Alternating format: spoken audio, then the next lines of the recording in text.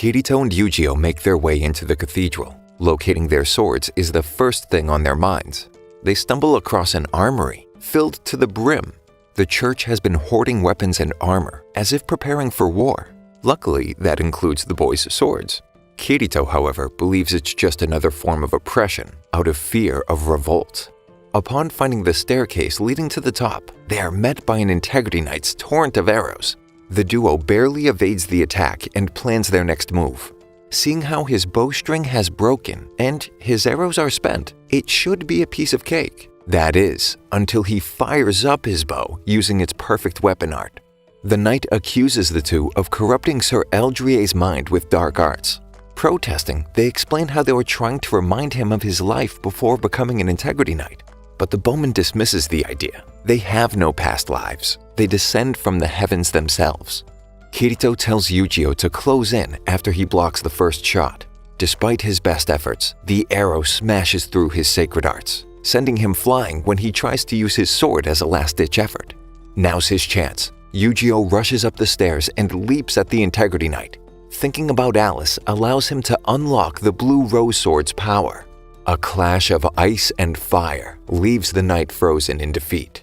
The knight marvels at their sword skills, surprised to learn of their unique Aincrad abilities, and is ultimately pleased to know that there are new styles to discover. The knight retracts his accusations and, out of respect, asks for their names. He warns the duo of a deadly ambush on the cathedral's 50th floor before requesting an honorable death by their sword and introducing himself as Deus Albert. Yujio recognizes him as the same Integrity Knight from the day of Alice's arrest, a day only he remembers. The administrator routinely wipes the knight's memories. Sparing him, the duo continues up the stairs until the sound of laughter stops them. Two young girls block their path. Introducing themselves as Fiesel and Lenal, they descend the stairs towards them. Kirito backs off to let Yujio take the lead, only leading him right into their trap and dagger. Before Kirito can act, Lenal flanks and shanks. Both boys end up paralyzed by the poison blades. Dragging their limp bodies up the stairs, the girls recount their brutal childhood. It turns out they're apprentice Integrity Knights who were forced to kill each other countless times as subjects in resurrection experiments.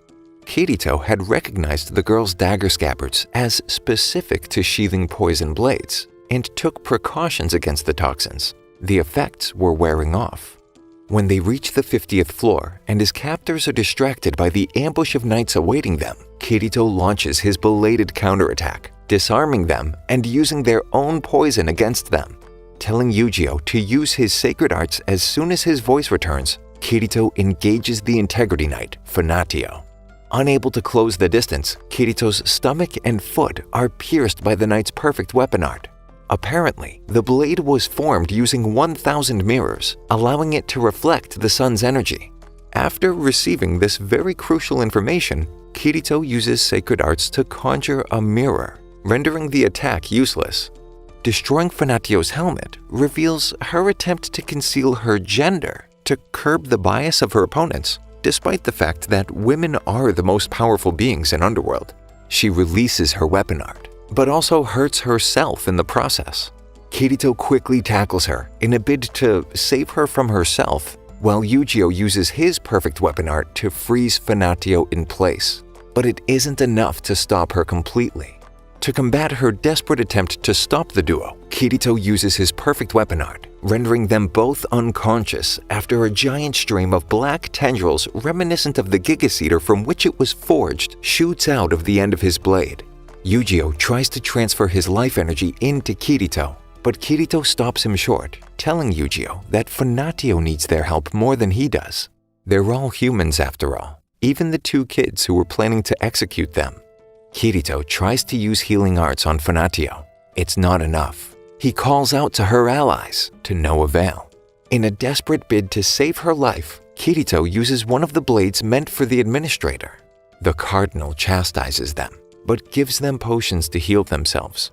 If they can make it before she awakens, then they may still be able to defeat the administrator without using the cardinal's blade.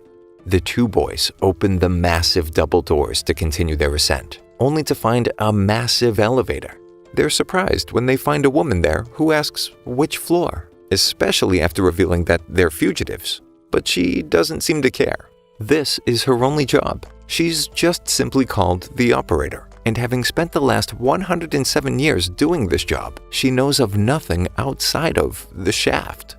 They reach the 80th floor, only to discover an exquisite garden that neither of them expected to find. Yujiro notices Alice and is having a difficult time holding back. Kirito tells him that he'll take care of the fighting while Yujiro waits in the wings with the Cardinal's second blade.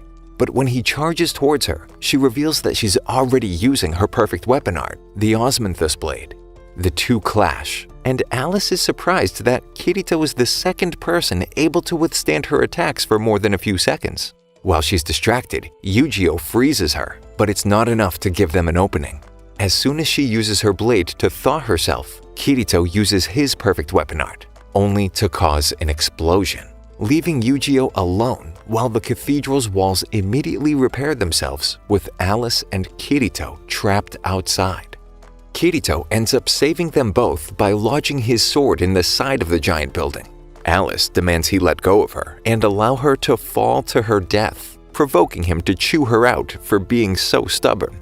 He tries to explain how the Axiom Church and the Taboo Index are flawed and the Pontifex is a liar. Kirito's sword comes loose, only for Alice to surprise him by saving his life. They decide to make a truce and climb the tower until they reach an opening. Connected by a chain, they use metal spikes to slowly scale the cathedral. Back at the research facility, Asuna and Dr. Kojiro notice a ship on the horizon, but instead of staying around to protect them, it changes routes, provoking Mr. Nakanishi to make some frantic inquiries.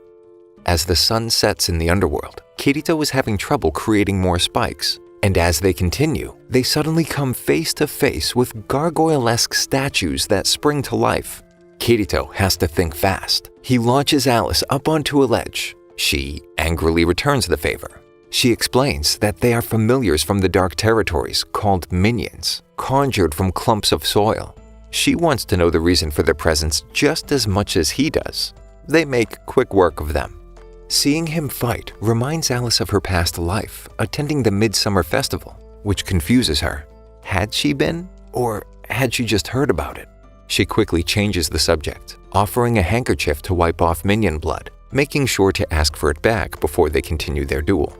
Meanwhile, inside, Yujiro enters a giant bathhouse to find an Integrity Knight lounging, who asks him to wait until he gets dressed before they continue. The knight asks whether Frenatio is still alive, and then promises to spare Yujiro since they spared her life.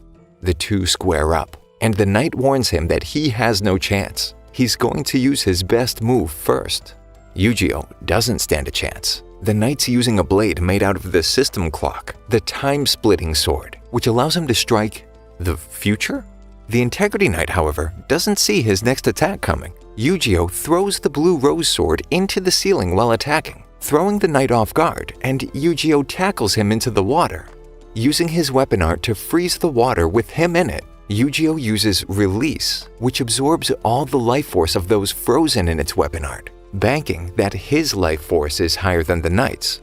Yujiro becomes enraged after the knight recalls killing the dragon in the cave, barely remembering the blue rose sword. He's his hometown's founder and legendary warrior, Berkoli. The Integrity Knight admits to doubting the story of being summoned from heaven. But before any more revelations, the Prime Senator, Chudelkin, rolls in and completely freezes Berkoli and Yujiro. Kirito's spidey senses tingle as he mutters Yujiro's name, still outside on the ledge with Alice. They share a meal, and Kirito lets slip Alice's younger sister's name. Apprehensive, she allows him to continue, promising to end him if she detects him lying. Kirito explains the secret behind Integrity Knights and relays Alice's life before she became one. He goes on to say that the Integrity Knights aren't nearly enough to stop the Dark Territories' armies. They need to defeat the Administrator and train the people to take up arms against their enemies. Alice believes him and asks him to take her to the village before restoring her memories. She stands up and declares that she's renounced her role as an Integrity Knight, only to scream in pain.